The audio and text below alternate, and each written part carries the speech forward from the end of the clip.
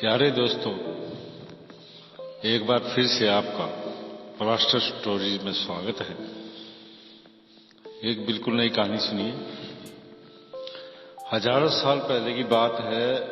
सरस्वती नगर पर दानशील नामक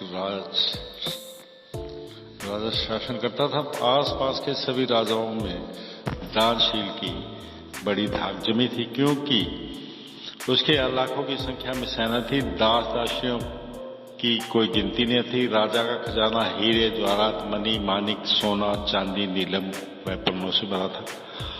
इन सबसे बढ़कर राजा के लिए भाग्य की बात यह थी कि वह अनुकूलवती एवं रूपवती कांति रेखा राजा की 3 पत्नी की रानी थी।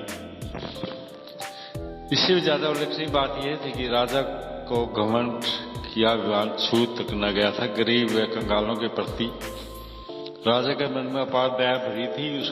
उसने दान व धर्मों की कोई सीमा नहीं थी।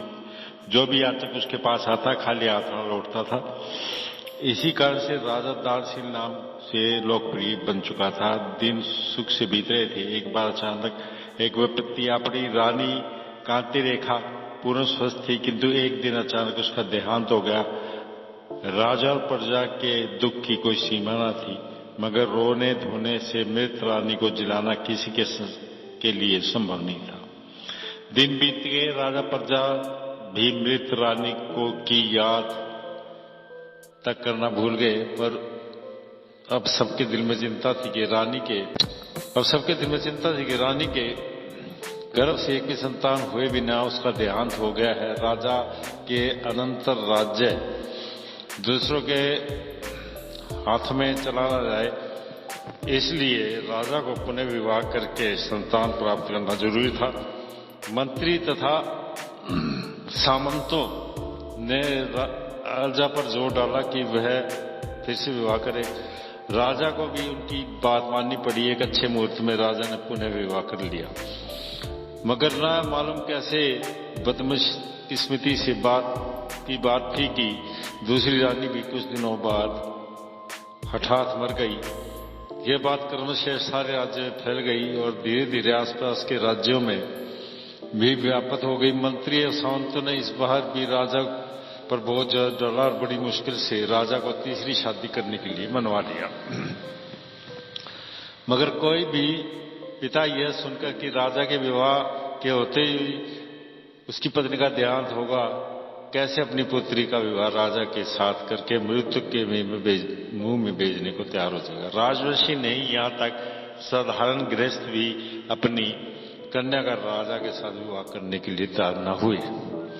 फिर भी मंत्री और सामंत देश के चारों कोनों में खोज ढूंढकर अपने प्रयत्न में लगे रहे। बहुत समय के उपरांत एक गरीब औरत अपनी पुत्री का विवाह राजा के साथ करने को राजी हो गई। हालांकि वह कन्या गरीब परिवार में जरूर पैदा हो गई थी, पर रूप और गुणों में किसी राजकुमार से कम न थी। अत्यंत रूपवती उस कन्या को देख मंत्री और सामंत फूले न समाये। तुरंत यह समाचार राजा तक पहुंचा दिया गया। राजा ये जानकर भी इस बार एक साधारण परिवार की कन्या उसकी रानी बनने जा रही है, वह चिंतित हुआ। बड़े प्रसन्न होकर मंत्रियों से बोला, मृत्यु देवता की दृष्टि में अमीर व गरीब सब समान है। मैं इतनी सारी संपत्ति का स्वामी होकर भी क्या अपनी रानी को बचा सका? अगर जीने का भाग्य होगा तो कोई भी जीवित रहेगी। इसलिए आप लोग जिस कन्या को देख आए हैं उसके साथ विवाह करने में मुझे कोई आपत्ति नहीं है। मेरी तरफ से कन्या की माता को सब प्रकार के आश्वासन देकर आ जाओ। यह समाचार सुनकर मंत्री सब उत्साह से भर उठे। कुछ ही दिनों में एक मुहूर्त पर उस गरीब औरत की कन्या के साथ राजा के विवाह के सारे प्रबंध किए गए। विवाह के निर्विघ्न समाप्त होने तक किसी में भी हिम्मत न थी, क्योंकि इसके पूर्व राजा ने जिन रानियों के साथ विवाह किया था वे विवाह के 1 सप्ताह के अंदर ही मर गई थी। मगर इस बार ऐसा नहीं हुआ।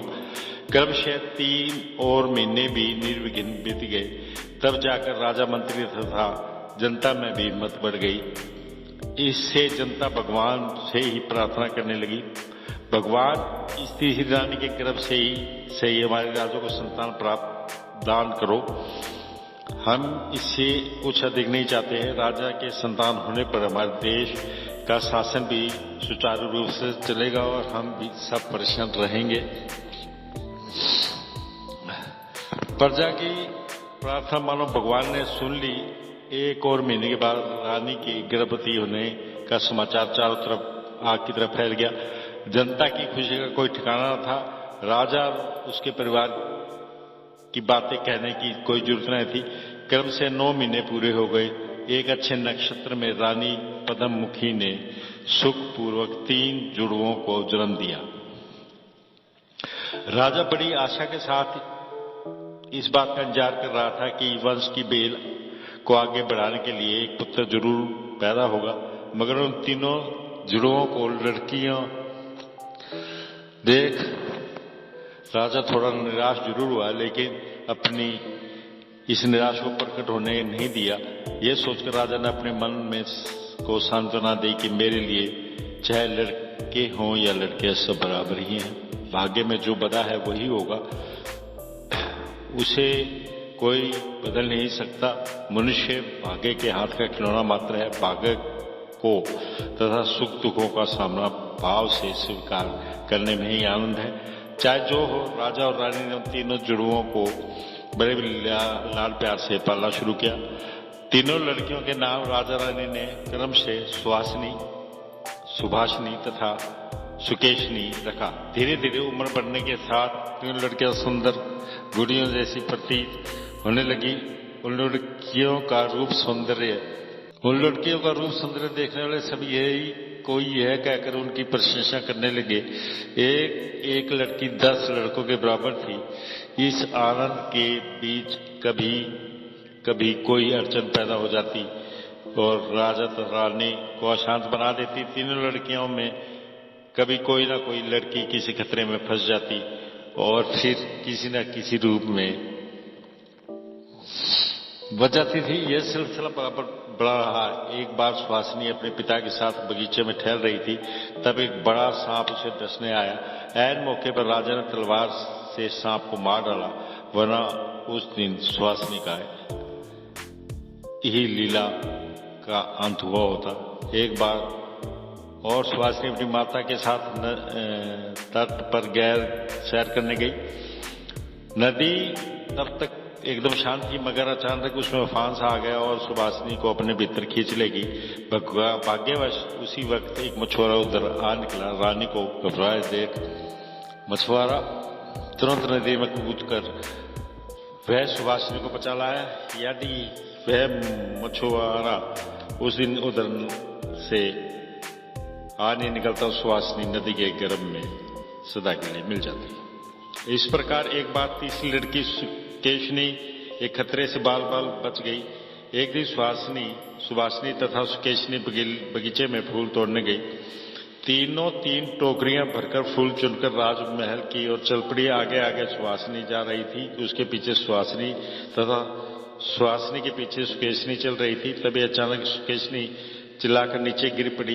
बाकी दोनों लड़कियां घबरा गई और अपनी मां के पास दौड़कर सारा समाचार उसे कह सुनाया।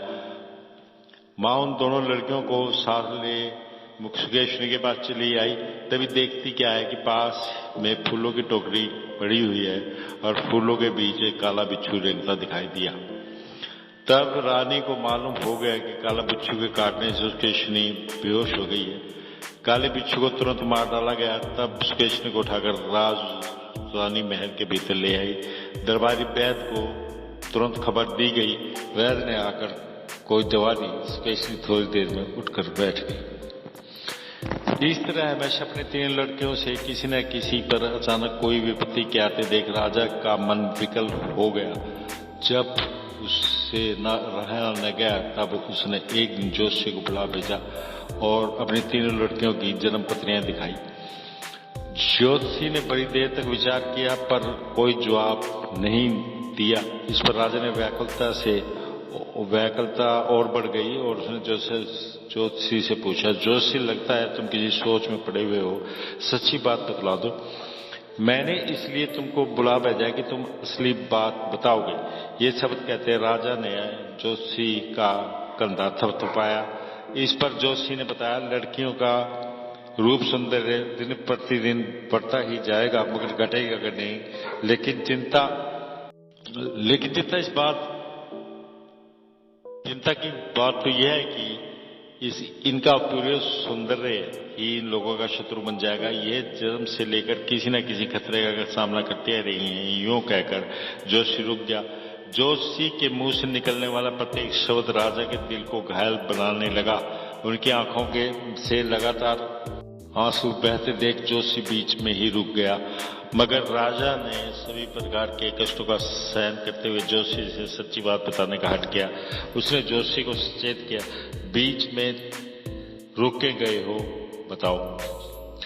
मैं ये सोचता हूँ सच्ची बातें बताकर आपके मन को दुख पहुंचाना पड़ रहा है। जोशी ने उत्तर दिया, तुम चिंता न करो, मैं अपनी लाडली बेटियों को बचाने की हर तरह से कोशिश करूंगा, लेकिन तुम कोई भी बात छुपाए बिना सच्ची बातें बता दो, तभी मैं उनको बचाने का प्रयत्न कर सकता हूँ, राजा ने कहा। इस पर जोशी ने यूं कहा, राजकुमारियों के 7 साल की उम्र के पूरा होने तक खतरों का तांता बना रहेगा। यदि वे 7 साल पूरे हो गए तो फिर राजकुमारी के जान के लिए किसी प्रकार का डरना होगा। इसलिए 7 वर्ष के पूरे होने तक हमें इनकी आंख की पुतलियों की भांति बचाते रहना होगा। इससे बढ़कर जन्म पुत्रियों में बताने लायक कुछ नहीं है। राजा ने जोशी के